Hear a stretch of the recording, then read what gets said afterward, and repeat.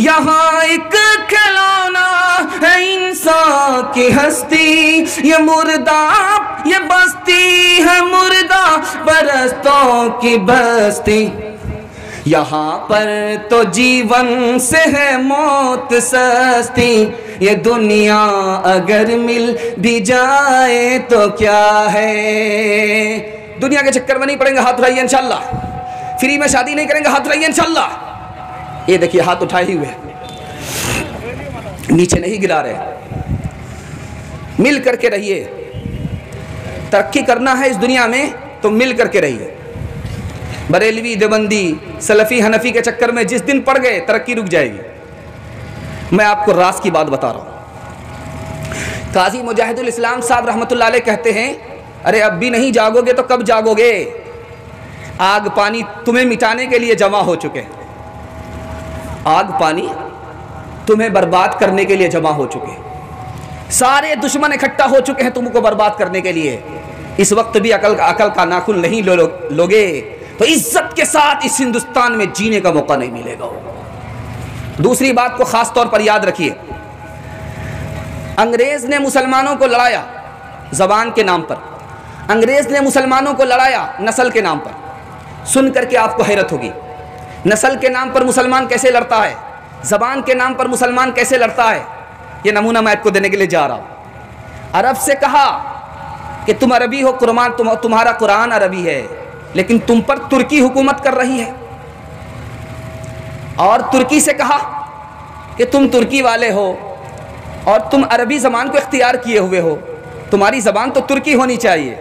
ज़बान के नाम पर इसको लड़ाया, नस्ल के नाम पर उसको लड़ाया।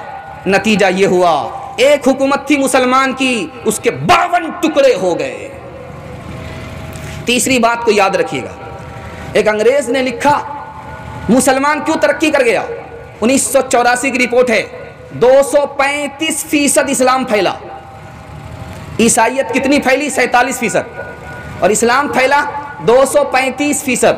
1984 की रिपोर्ट में क्यों फैला इस्लाम? तो उन्होंने कहा कि मोहम्मद की वजह से। कहा मोहम्मद की वजह से कैसे फैला? तो कहा कि मस्जिद की वजह से। कहा मस्जिद की वजह से कैसे फैला? तो कहा कि मोहम्मद पर नमाज फ़र्ज हुई और मोहम्मद ने कहा कि जमात से पढ़नी पड़ेगी। बरेलवी देवबंदी दोनों को एक जगह नमाज पढ़नी पड़ी, इसलिए तरक्की हो गई। आज देख लीजिए, तीसरी मिसाल दे रहा हूं आपको, जरा इसको ध्यान से सुनिएगा। आज क्या है, मस्जिद को बांट दिया। ये सुन्नी की मस्जिद है, ये देवबंदी की मस्जिद है। और क्या कहते हैं कि सुन्नी अगर देवबंदी के पीछे नमाज पढ़े तो नमाज नहीं होती, झूठ बोल रहा है। अल्लाह के रसूल ने कहा कि हर किसी की नमाज दूसरे के पीछे हो जाती है, उसका अमल उसके साथ, हमारा अमल हमारे साथ। हमारी तरक्की इत्तिहाद पर थी, इत्तिहाद हमको मस्जिद से मिला था। आज मस्जिद को बांट लिया, इत्तिहाद खत्म हो गया, हमारी तरक्की रुक गई। एक खास बात को याद रखिएगा, अल्लाह आपके इल्म में इजाफा फरमाए, मेरे मुताला को ताज़ा फरमाए। मैं तो नहीं समझ रहा था कि आप इतनी रात इतने ध्यान से सुन लेंगे, लेकिन आपने मुझे खुश कर दिया। अल्लाह आपको खुश फरमाए, दीन दुनिया दोनों की भलाई से माला माल फरमाए। मैं आपको राज की बात बता रहा हूँ। अल्लाह के रसूल ने कहा कि इस उम्मत के 73 फ़िरके होंगे। इसका क्या मतलब हुआ? देवबंदी कहता है कि मैं जन्नती हूँ, बरेलवी कहता है कि मैं जन्नती हूँ, बाकी फ़िरका जहन्नमी है। हनफी कहता है कि मैं जन्नती हूँ, बाकी फ़िरका जहन्नमी है।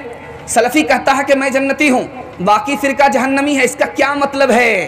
तफसीर इब्न कसीर में लिखा है कि जन्नती होने का मतलब है जन्नत में दाखिल होगा, जहन्नमी होने का मतलब है कि सज़ा काट करके फिर भी जन्नत में आ जाएगा, इस्लाम से खारिज नहीं होगा, हमेशा के लिए जहन्नम में नहीं जाएगा। 2-3 मिसाल पर पैगाम को ख़त्म कर रहा हूँ। कांधला में मुसलमान एक जगह नमाज पढ़ रहे हैं, कोई सलफ़ी है कोई हनफी है।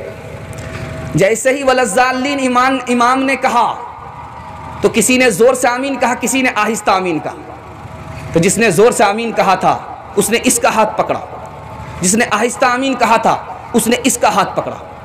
तुमने आहिस्ता आमीन क्यों कहा? कहा कि भाई मैं हदीस पर अमल कर रहा हूँ। इन्होंने कहा कि तुमने ज़ोर से आमीन क्यों कहा?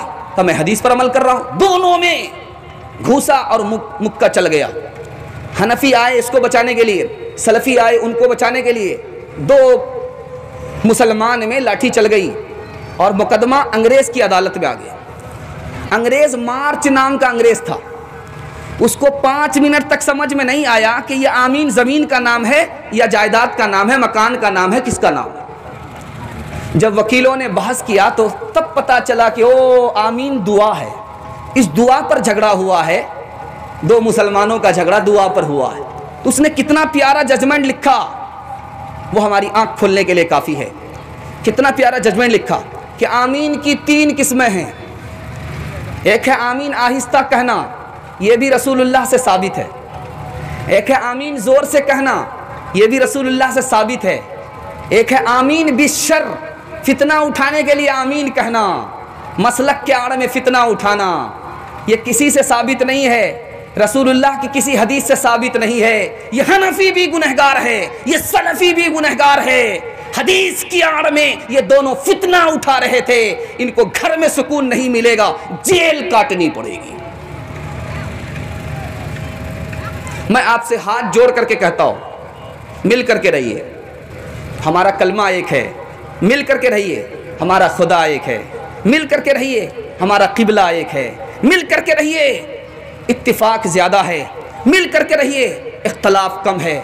दुश्मन ताक लगा करके है, हमको हमारी जड़ से मिटाने के दर पे है। इस वक्त भी अकल का नाखून नहीं लेंगे तो वो भी बर्बाद होंगे, हम भी बर्बाद होंगे। उस वक्त वो ये नहीं देखेंगे ये सलफ़ी है इनको छोड़ देते हैं, वो हनफी है उसको छोड़ देते हैं, वो तो देखेंगे ये भी मुसलमान है वो भी मुसलमान है। इंशाअल्लाह मिल करके जिएंगे। आज आपने ये अज़्म किया, खरबूजा खरबूजे को देख करके रंग पकड़ता है, पूरे हिंदुस्तान को अल्लाह ताला जमा फरमा देगा। हाथ उठाइए इंशाअल्लाह।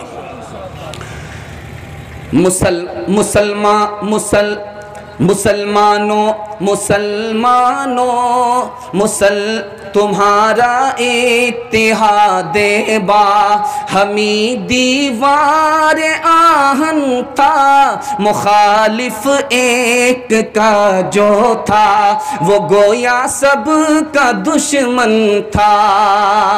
तुम्हारी हिम्मतों का अर्श आज़म पर नशीमन था, तुम्हारे हाथ में आफाक का हर इल्म हर फन था।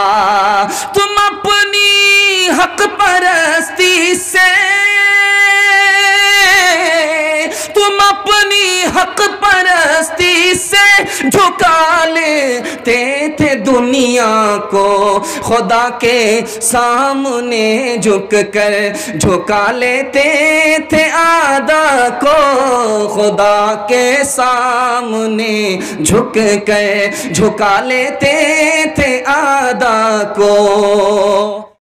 अस्सलामुअलैकुम नाजरीन, आप देख रहे हैं SB मीडिया यूट्यूब चैनल। दोस्तों, अगर आपने अभी तक मेरा इस चैनल को सब्सक्राइब नहीं किया है, बराए मेहरबानी इस चैनल को सब्सक्राइब करें, लाइक करें और अपनी राय कमेंट में ज़रूर पेश करें। तो हमें बताएंगे आपको मेरा यह वीडियो कैसा लगा। अगर पसंद आ जाए तो चैनल को सब्सक्राइब करके मेरा हौसला अफजाई फरमाएँ। मिलते हैं अगले वीडियो में। खुदा हाफ़िज़।